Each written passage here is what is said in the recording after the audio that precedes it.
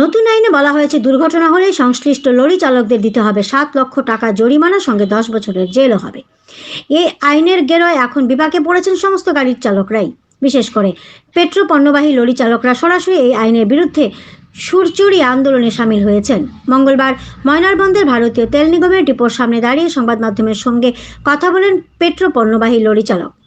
তিনি সাফ জানান, এই বিষয়ে সরকার যদি কোনো ইতিবাচক সংশোধনী না নিয়ে আনেন তাহলে গাড়ি চালানো ছেড়ে দেবেন পেট্রো পণ্যবাহী লরি চালকরা। কেননা দুর্ঘটনা ঘটলে 7 লক্ষ টাকা দেওয়ার মতো সামর্থ্য লরি চালকদের নেই। পাশাপাশি ইচ্ছাকৃতভাবে কোনো লরি চালক দুর্ঘটনা ঘটায় না। ফলে এই বিষয়টি মাথায় রাখতে হবে সরকারকে, নচেত পেশা পরিবর্তন করতে বাধ্য হবেন।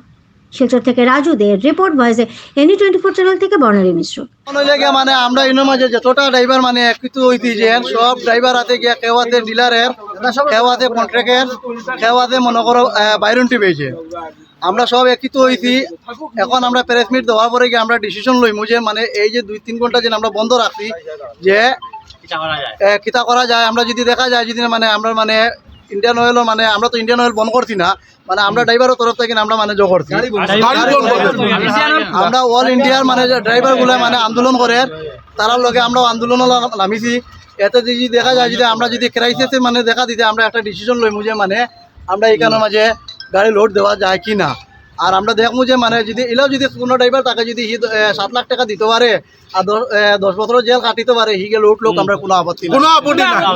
আমি মানে আমি আমার কাছে 7 লাখ টাকা নাই আর আইতা মনে করো আমি 10 বছর জেল আমি কাটতাম পারতাম না লাগে। এই আইনটা যদি লাগু যদি হয় যদি না আমি কালকে মানে লাইসেন্স মানে আমি ফাড়ি ফেলাই দিয়ে দিম, আমার মালিকরে আমি গাড়ি সমঝাই দিলাম।